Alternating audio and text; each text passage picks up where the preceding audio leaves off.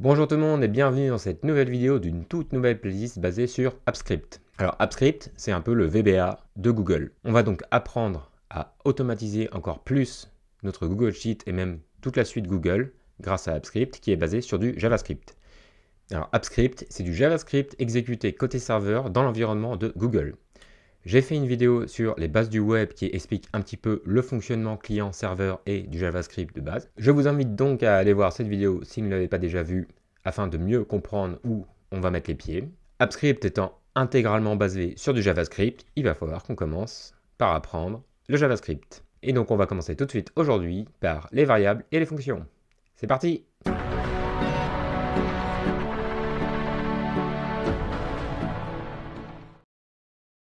Pour apprendre le JavaScript, on va devoir utiliser un IDE. Qu'est-ce qu'un IDE? Un IDE, c'est un environnement de développement intégré.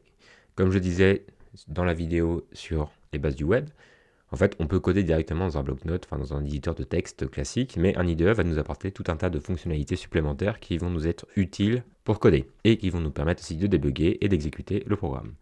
Donc là, j'ai créé un nouveau dossier et je vais créer un fichier Google Sheets.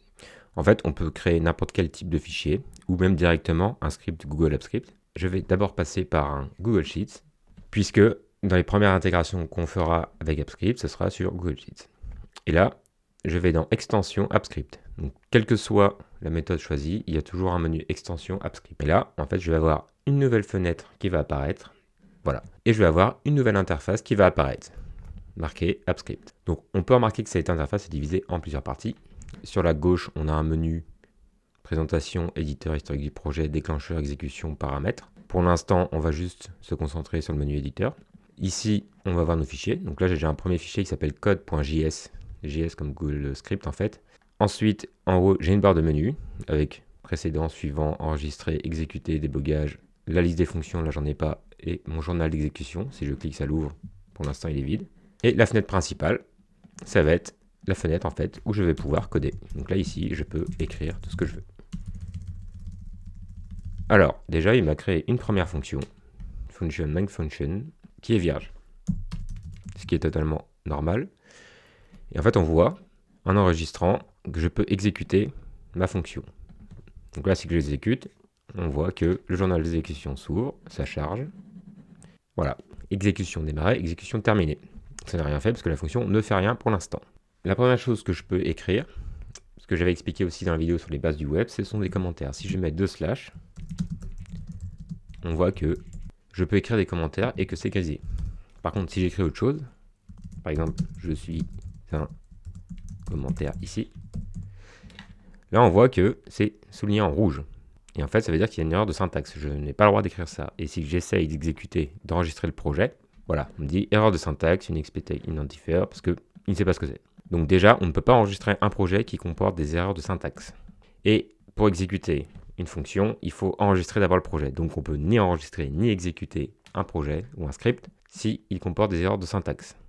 Donc très important à savoir. Il faut aussi savoir que le code s'exécute sur les serveurs de Google.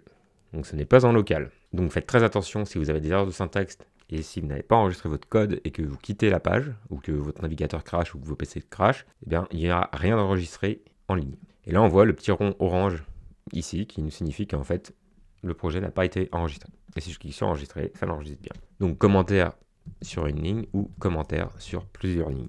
Là ici on voit que je peux écrire des commentaires ici. Alors en fait le JavaScript est un langage interprété, c'est-à-dire que l'interpréteur va suivre les lignes, en fait, ligne par ligne, 1, 2, 3, 4, 1, et il va lire tout le programme, ligne par ligne. Alors la première chose qu'on voit en programmation, ça va être d'afficher un message dans la console.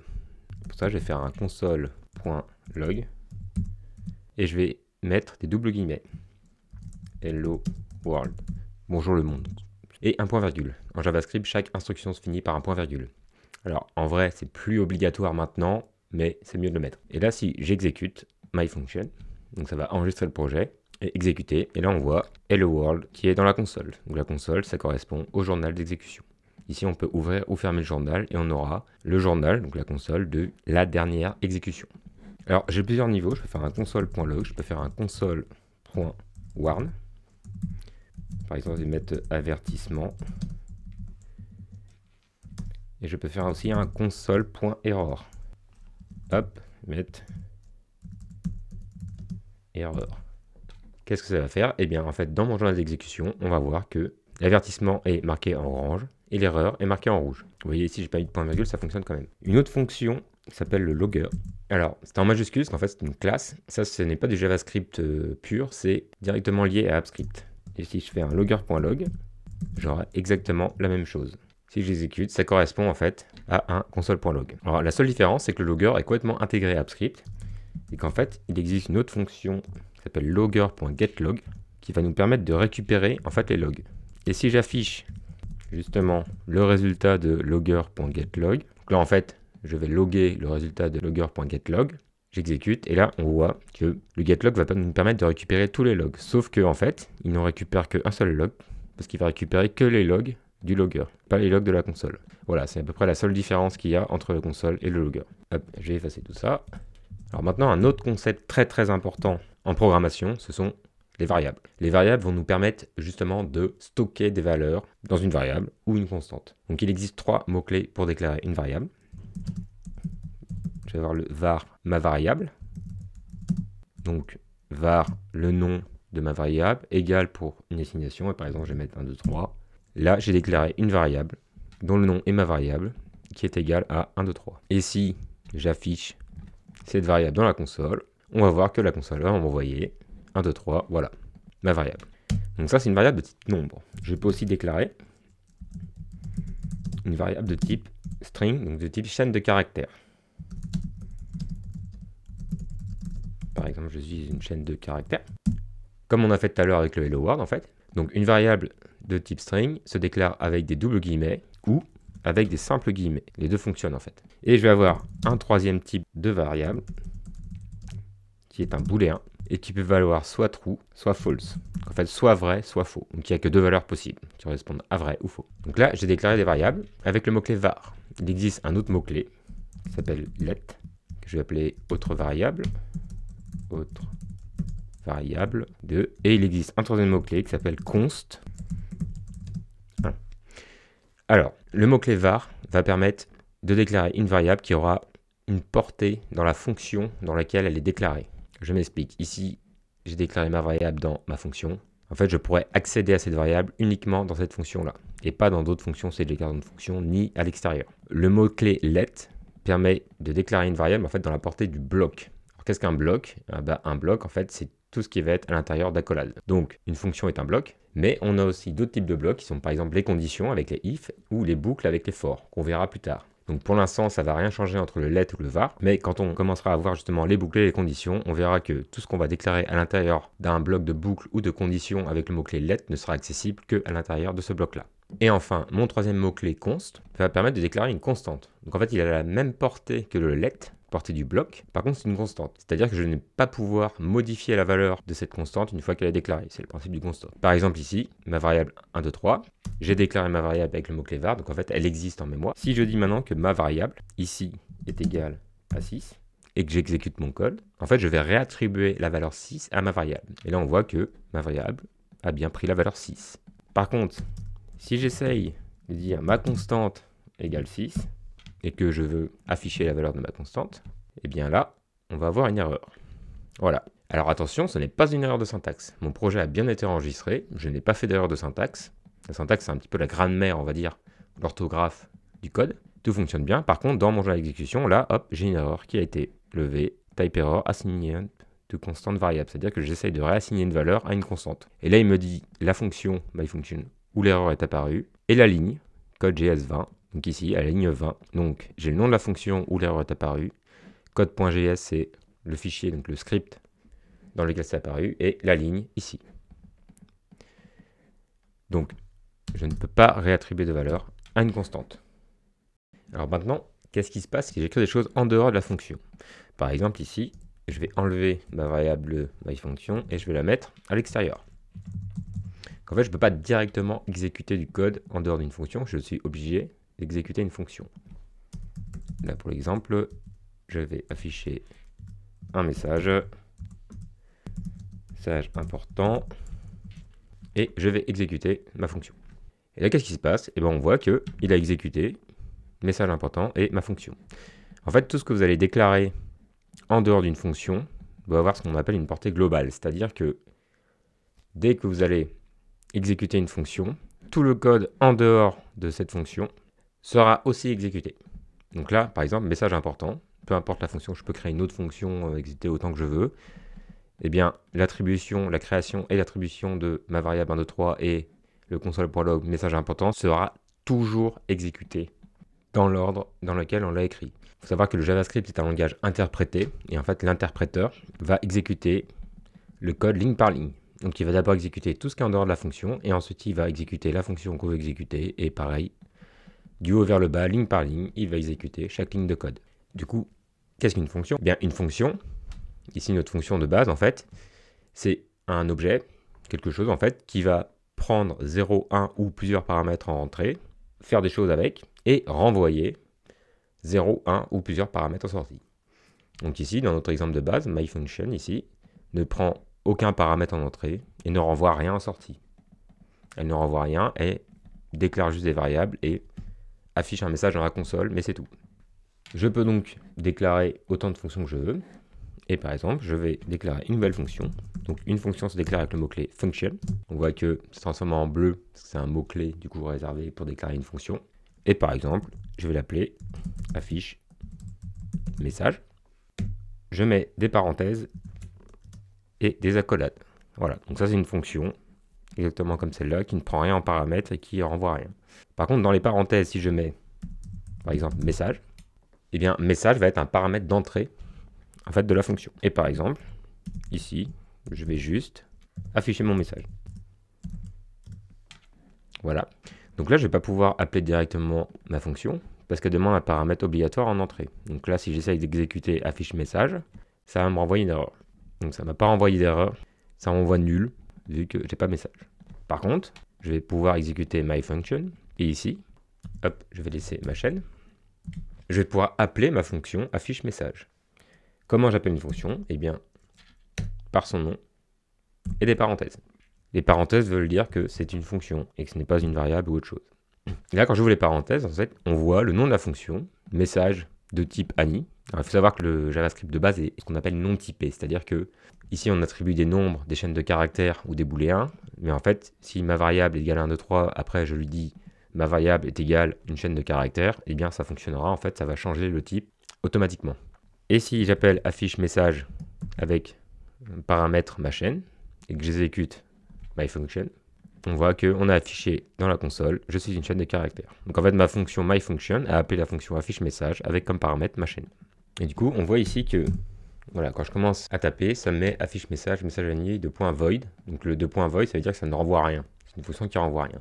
Et en fait, je vais pouvoir faire un descriptif aussi de chaque fonction que je fais avec ce qu'on appelle la docstring. Donc la docstring, je fais un slash, 2 étoiles, hop, et on voit que automatiquement ça m'a fermé de l'autre côté. Et si je fais entrée, voilà, on voit qu'il y a des étoiles qui apparaissent et c'est un espèce de commentaire mais qui est en vert. Il faut que je le fasse vraiment juste avant ma fonction. Et là en fait je vais pouvoir décrire ce que fait ma fonction.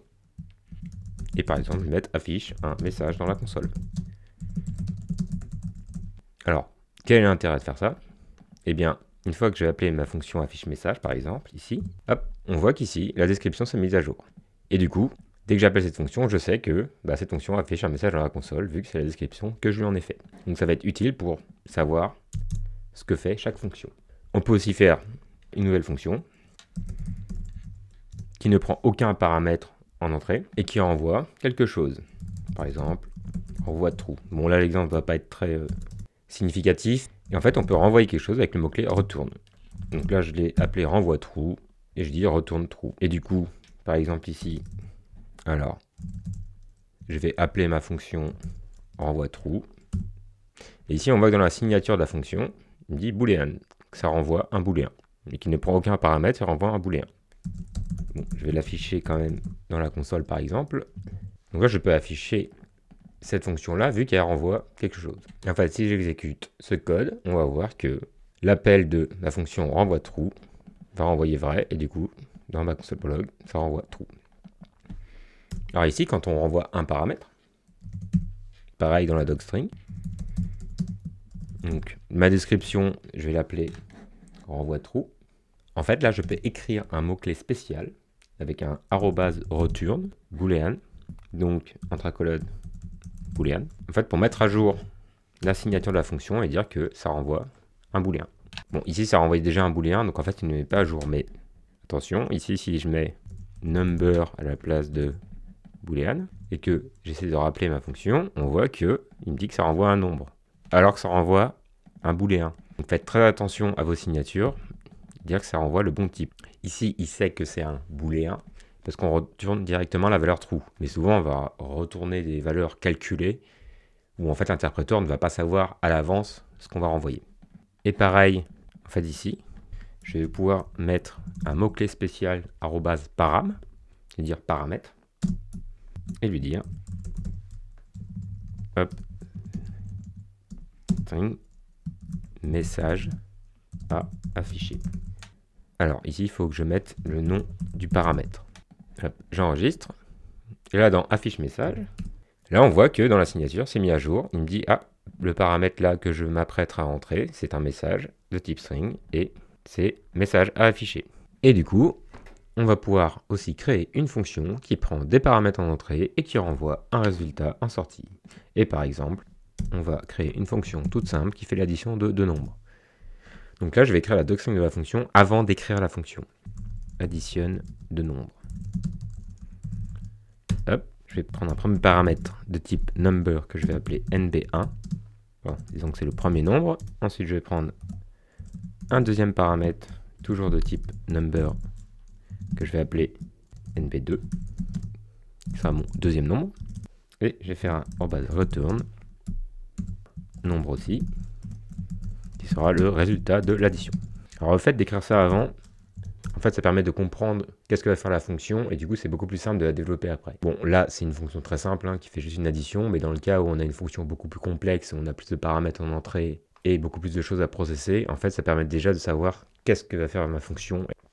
Donc, function, je vais mettre addition, tout simplement, avec nb1, nb2. Je vais créer une variable intermédiaire, letResult égale nb1 plus nb2. Donc, en fait, j'ai le droit d'additionner deux nombres. De toute façon, on verra dans l'épisode suivant toutes les opérations sur les nombres et les chaînes de caractères. Et je vais retourner le résultat. Voilà. Donc ici, maintenant, si je teste, pareil, je vais faire un console.log addition. Et je vais mettre par exemple 10 et 12. Voilà. Et si je teste ça, on voit que console.log addition 10, 12, ça renvoie bien 22. Donc ma fonction prend deux paramètres en entrée et envoie le résultat qui est l'addition des deux nombres. Et ici, en fait, je peux encore plus simplifier ma fonction. Au lieu de créer une variable intermédiaire, en fait, je peux directement retourner le résultat ici. Donc ça va fonctionner. Et en fait, pareil ici, si je veux, au lieu d'afficher directement mon résultat, en fait, je pourrais me dire, je vais mettre dans une variable intermédiaire, addition 10, 12, pour stocker en fait mon résultat, et ensuite, je vais afficher le résultat stocké ici. Et ça va fonctionner exactement de la même façon, sauf qu'après, du coup, le résultat sera accessible dans la variable result. Alors, il y a aussi une autre façon d'écrire des fonctions. C'est d'une façon beaucoup plus récente, on va dire, depuis quelques années qui commence à émerger, enfin qui émerge même déjà un peu partout. Je vous la montre pour que vous sachiez à quoi ça ressemble si jamais vous tombez dessus. En fait, pour déclarer une fonction, là je vais refaire ma fonction addition, mais d'une autre manière. Donc je vais déjà commencer par const, donc comme une variable. Je vais la nommer addition, donc je vais la nommer addition small par exemple, pour pas qu'elle ait le même nom. Égal. Donc là pour l'instant c'est comme si je déclarais une constante. Là je vais ouvrir des parenthèses, et je vais mettre nb1, nb2. Je vais mettre mes paramètres en fait, exactement comme je fais ici avec la fonction addition. Et ici, je vais mettre un égal, chevron vers la droite, et des accolades. Et là, pareil, je fais un return nb1 plus nb2. Et en fait, cette fonction est exactement la même que function addition nb1, nb2. Pour preuve, si je change ici et que je réexécute mon code, on va voir que ça va fonctionner exactement de la même manière. Alors, ça peut paraître un peu bizarre comme façon d'écrire, on dit tiens, on déclare une variable comme une fonction. En fait, il faut savoir qu'en programmation, de toute façon, une fonction est forcément déclarée et enregistrée en mémoire. Et en fait, une fonction est une constante. Parce que la fonction, une fois qu'elle va être créée quand on va exécuter le programme, elle ne va jamais changer. Ses paramètres peuvent changer, son résultat va changer, évidemment, puisque c'est un calcul, mais on ne va jamais redéfinir la fonction pendant que le programme est en train de tourner. Donc en fait, cette façon-là est beaucoup plus concise et plus moderne, on va dire, de déclarer une fonction, et vous la verrez un petit peu partout. Donc voilà, dès que vous voyez const, nom de quelque chose égale, des parenthèses, enfin, égale, comme une flèche, avec des accolades, c'est exactement la même façon de déclarer une fonction qu'avec le mot-clé function. Cette vidéo est à présent terminée. On a découvert l'environnement de développement de Google Apps Script, les variables et les fonctions en JavaScript. J'espère qu'elle vous aura plu. Si c'est le cas, n'hésitez pas à liker, partager, commenter et à vous abonner à la chaîne si ce n'est pas déjà le cas. Et moi je vous dis à bientôt pour une prochaine vidéo.